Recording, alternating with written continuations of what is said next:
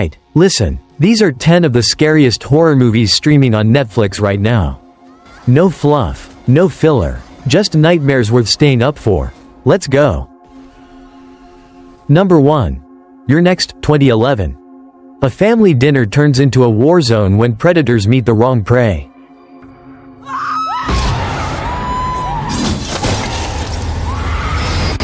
You know that feeling when a slasher movie flips the table? That's this one. You're Next isn't about helpless victims. It's about what happens when the prey bites back harder.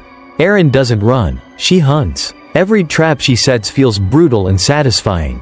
Like she's been training for this dinner her whole life. The violence is sharp, but the humor even sharper. It's chaos, blood, and payback served hot. Watch it with the lights on, if you're feeling brave. And when the walls stop shaking, something darker begins to whisper. Number 2. Run, 2020.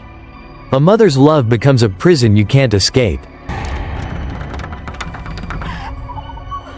You figured it out. Run doesn't scream, it suffocates. Every inch of that house feels wrong. Too clean, too perfect. Sarah Paulson is disturbingly calm. The kind of calm that hides danger behind a smile. Kira Allen's performance is raw, desperate, human. You feel every push of those wheels. Every gasp for freedom. It's not a jump scare ride. It's a slow burn that crawls under your skin. You'll start side-eyeing your medicine cabinet after this. And when the truth comes out, it doesn't set you free. It chases you. Number 3. Spring, 2014. A love story that blooms in blood under the Italian sun.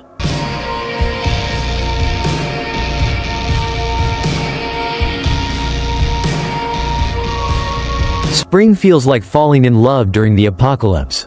It's romantic, tragic, and just a little bit cursed. Evan meets Louise and suddenly the world looks softer.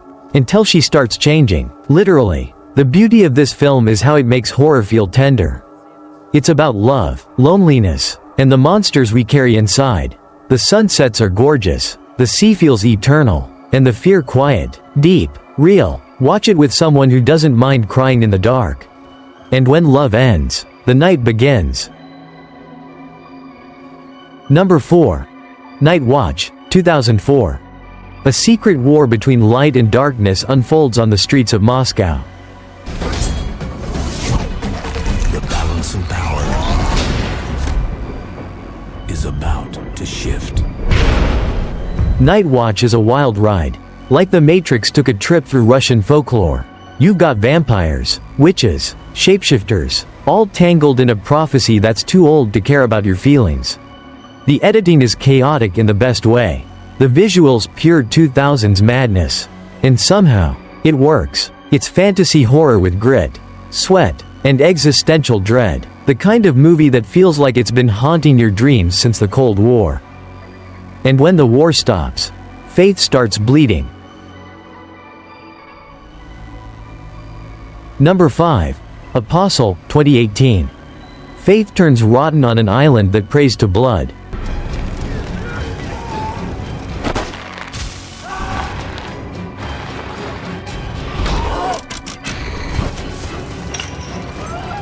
Apostle doesn't just unsettle you. It digs under your nails and stays there. Gareth Evans turns folk horror into a sermon of pain and madness. The island feels alive, watching, waiting. Every ritual drips with fear. Every prayer sounds like a scream. Dan Stevens plays it like a man already halfway to damnation. It's brutal, poetic, and deeply uncomfortable. The kind of movie that feels like it shouldn't exist. But you can't look away. And when faith dies, guilt builds a home. Number 6. The Chalk Line, 2022. A silent child, a strange rule, and a house that won't let you leave. What happened after? Are you okay? Honey, what's wrong? I know you're The Chalk Line is pure nightmare logic. A couple finds a mute girl who refuses to step outside a circle drawn in chalk. And from there, everything falls apart. The walls seem to breathe. The lights dim too long. And you start to wonder what's really keeping her inside. It's part ghost story, part psychological trap, and all dread. The pacing's slow, but it lingers, like a whisper you can't unhear. And when the house goes quiet, the guilt starts talking. Number 7. Shaitaan, 2024. A stranger knocks, and with him comes something ancient.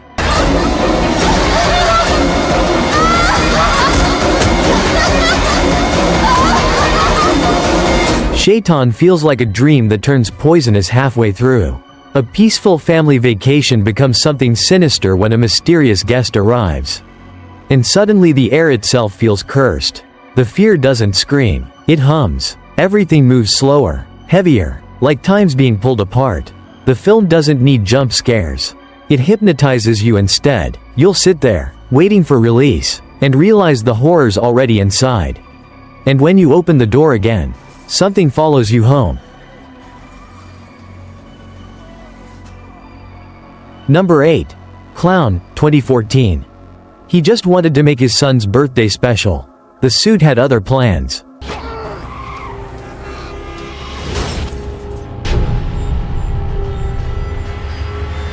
How do you get the suit off? Clown starts funny and ends in hell. It's a slow, disgusting transformation. One man becoming something ancient and hungry. The makeup effects are too real. The sound of cracking skin too human. You can smell the decay through the screen. It's body horror at its cruelest. Turning fatherhood into possession. The laughter fades fast, replaced by dread so heavy you can't breathe. And yeah, after this, clowns are officially done. And when laughter dies, the house starts to breathe. Number 9. You Should Have Left, 2020. A house that bends time, space, and guilt. Or maybe it's the other way round. The place finds them. You Should Have Left is haunted by regret, not ghosts. Kevin Bacon plays a man trapped, not just in a house, but in his own sins.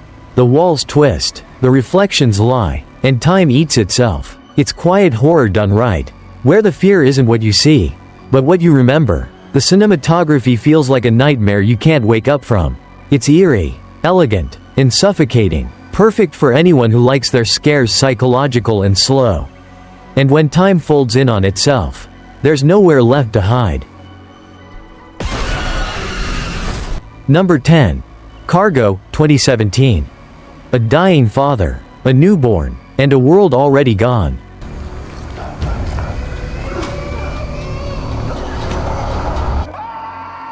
Cargo isn't about zombies, it's about heartbreak. Martin Freeman carries the movie with quiet, broken strength, racing against infection to save what's left of his humanity.